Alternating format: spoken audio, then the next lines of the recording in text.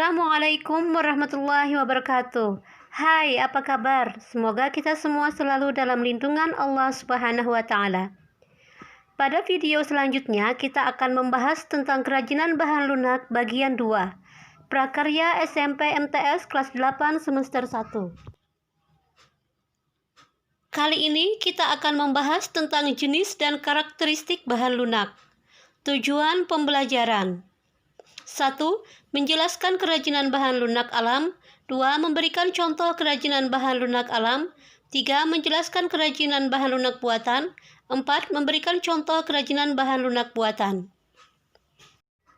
Masih ingatkah kamu tentang kerajinan bahan lunak?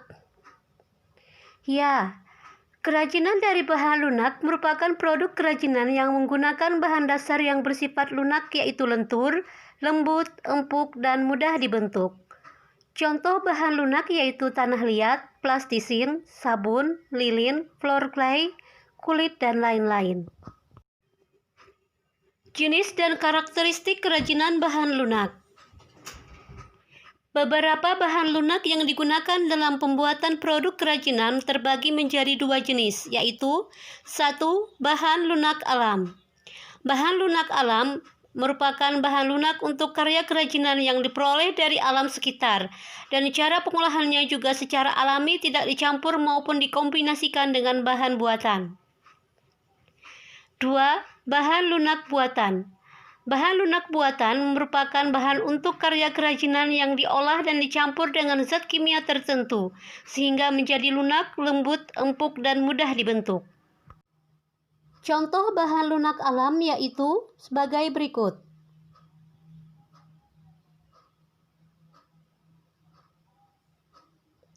Dan contoh bahan lunak buatan seperti pada gambar.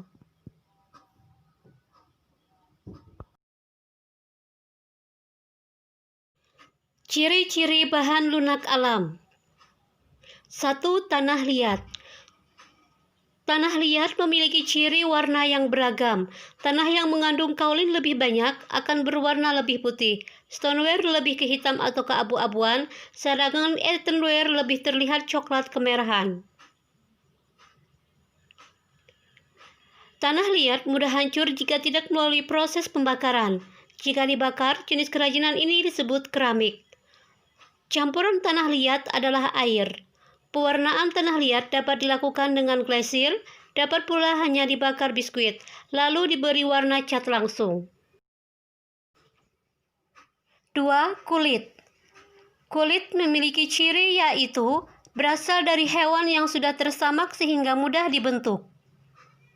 Kulit ada yang berwarna putih, hitam, coklat, ataupun krim, sesuai dengan hewan yang dikuliti. Kulit alami jika terbakar akan berbau sate. Kulit tidak tahan air. Jika terkena air akan merusak struktur kulit. 3. Getah nyatu.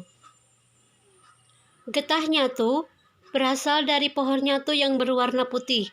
Jika ingin dibentuk, getah harus dimasak terlebih dahulu agar lunak dan elastis. Jika dipanaskan akan melunak, tetapi lama-kelamaan akan mengeras.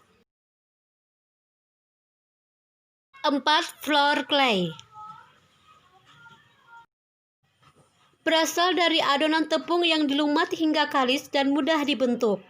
Floor clay juga dicampur dengan air.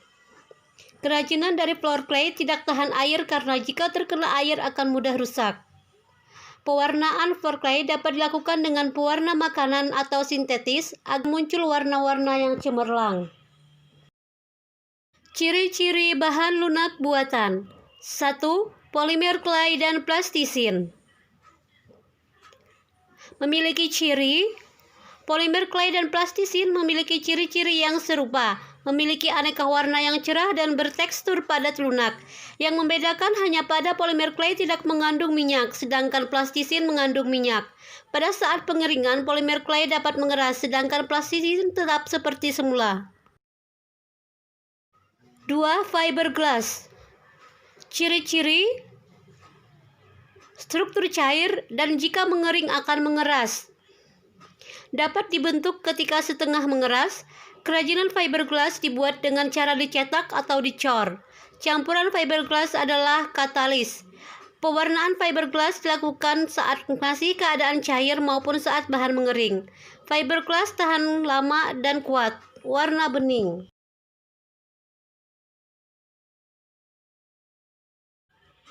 Tiga, lilin dan parafin. Ciri-ciri, wujud padat, namun jika dipanaskan akan mencair. Pengolahan dilakukan dengan dicetak. Pewarnaan dilakukan saat cair.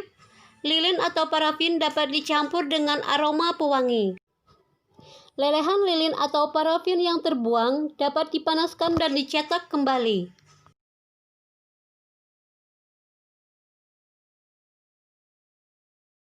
Empat, gips. Wujud bahan gips adalah bubuk, dicampur dengan air menjadi adonan yang kental. Adonan inilah yang akan mengeras jika didiamkan. Oleh karena itu, mengolah gips harus dengan cara dicor atau dicetak. Pewarnaan gips biasanya setelah produk jadi. Gips mudah pecah, sehingga harus berhati-hati saat berkarya dengan bahan ini.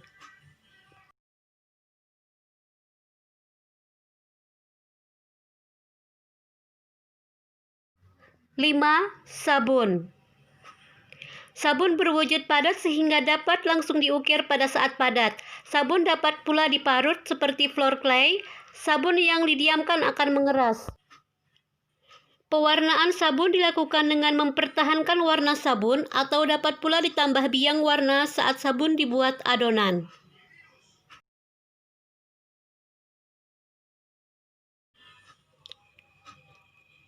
Demikian video pembelajaran kita kali ini, semoga bermanfaat. Wassalamualaikum warahmatullahi wabarakatuh.